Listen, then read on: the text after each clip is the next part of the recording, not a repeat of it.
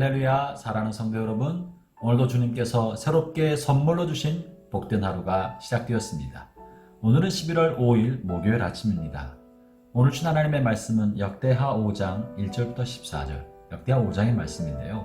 오늘 본문의 말씀은 솔로몬이 7년 동안의 성전 건축 공사를 다 마치고 이제 마무리하는 내용을 다루고 있습니다.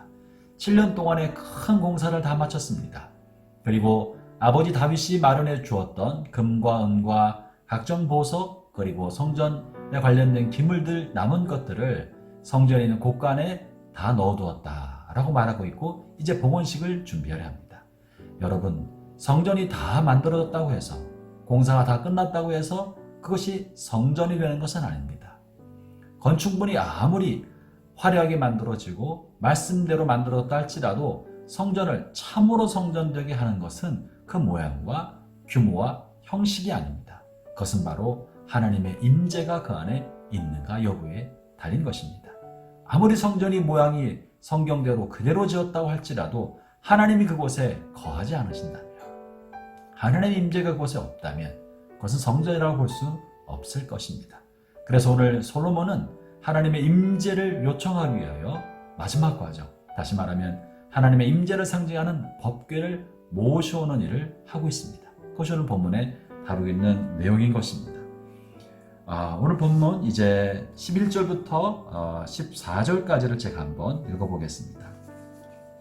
그때 제사장들이 그 반열대로 하지 아니하고 스스로 성결하게 하고 성소에 있다가 나오매 노래하는 레위 사람 아삽과 헤만과 여두둔과 그의 아들들과 형제들이 다 세마포를 입고 제단 동쪽에 서서 재금과 비파와 수금을 잡고, 또 나팔부는 제사장 120명이 함께 서 있다가 나팔부는 자와 노래하는 자들이 일제히 소리를 내어 여호와를 찬송하며 감사하는데, 나팔 불고 재금 치고 모든 악기를 울리며 소리를 높여 여호와를 찬송하여 이르되 선하시도다 그의 자비하심이 영원하도다 하매 그때 여호와의 전에 구름이 가득한지라.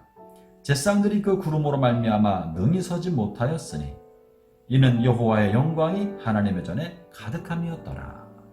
이제 마지막으로 법궤를 모셔다가 지성소 안에 들여놓고 이제 제사장들이 나오면서 큰 소리로 찬양하라고 악기를 동원해 찬양할 때 성전에 하나님의 영광의 구름이 가득했다고 말하고 있는 것입니다.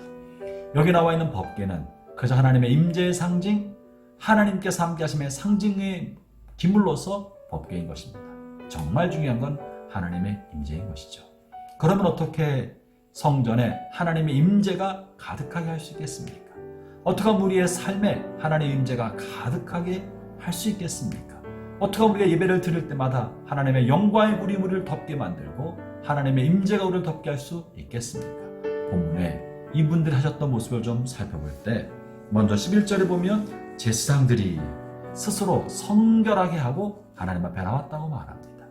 우리는 여기서 중요한 힌트를 얻을 수 있을 거예요. 예배하는 사람들이 하나님 앞에 나올 때 스스로 성결하게 할 때 하나님 우리를 기뻐 받으시는 것입니다. 다시 말하면 그저 예배에 나오지 아니하고 지난날의 자신의 삶을 뒤돌아 생각해보고 회개하고 뉘우치고 반성하며 정결함을 얻고자 하는 마음으로 주 앞에 나올 때, 예수님의 보혈로 말미암아 죄 조용삼을 받고 회개하며 주님 앞에 나올 때 주님 우리를 받으시고 우리 가운데 영광으로 임해 주시는 것입니다. 아울러 11절에 보면 특이한 말씀이 있는데요. 제사장들이 그 반열대로 하지 않고 라고 말합니다. 반열대로란 말은 순서에 따라서 제사장들에겐 순번이 정해져 있었는데 순번대로 하지 않고 자원해서 자발적으로 누구든지, 이런 표현의 이야기인 것입니다. 사랑하는 형제자매 여러분, 우리 하나님을 예배하는 데 있어서 자원하는 마음이 가장 중요합니다. 누가 시켜서 하거나 또 의무감으로 하거나 차례가 돼서 봉사하는 것이 아니라 하나님을 생각하며 기쁨과 감사로 내가 즐거운 마음으로 자원해서 하나님 앞에 나오는 것, 그것을 하나님께서 기쁘게 받으시고 그러한 사람들에게 하나님의 영광을 보여주시는 것입니다. 아울러 세 번째 본문을 통해 그 비밀과 힌트를 얻을 수 있는 것은요, 13절에 보면 소리를 내어 여호와를 찬송했다. 그리고 재금을 치고 모든 악기를 울리며 소리를 높여 하나님을 찬송했다. 큰 소리로 하나님을 예배하고 찬송했다고 말합니다. 이것은 하나님 앞에 나갈 때 적극적으로 했다는 것입니다. 꼭 소리를 높여야만 하나님이 들으시는 것은 아니지 않겠습니까? 그러나 소리를 높여 찬양했다는 말은 적극적으로 온 마음을 다하여 온 힘과 정성을 다하여 하나님을 찬양했다는 것입니다. 사랑하는 형제자매 여러분, 우리 하나님을 예배할 때 대충 하지 맙시다. 적당히 하지 맙시다. 온 힘과 온 마음과 온 정성을 다하여 하나님을 찬양하고 하나님을 예배하고 말씀에 집중하여 말씀 묵상할 때 하나님 그런 사람 가운데 하나님의 영광의 임재를 나타내 주시고 함께 하시고 임하시는 것입니다. 그리고 네 번째는요, 그들이 13절에 보면 여호와를 찬송했다, 감사했다고 말합니다. 하나님은 어디에 함께 하시겠습니까? 어디에 영광을 보이시겠습니까? 감사하는 사람. 삶의 모든 것에 하나님의 은혜가 깃든 줄 알고 감사하는 사람.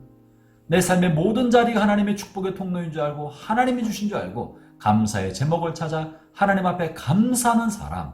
그 감사의 고백을 큰 소리로 외치는 그 사람. 하나님이 하신 일을 적극적으로 선포하는 그 사람에게 하나님이 임하십니다. 함께 하시고 영광의 구름을 덮어 주시는 것입니다.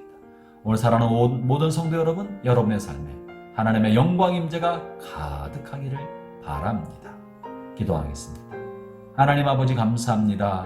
주께서 우리를 사랑하셔서 자녀 삼아주시고 날마다 예배하고 주님을 묵상할 때마다 영광의 임재로 저희를 덮어주셔서 감사합니다. 오늘도 우리와 함께 하실 주님의 임재와 동행하며 하나님을 영화롭게 하는 복된 하루가 되게 하여 주옵소서. 예수님 이름으로 기도합니다. 아멘.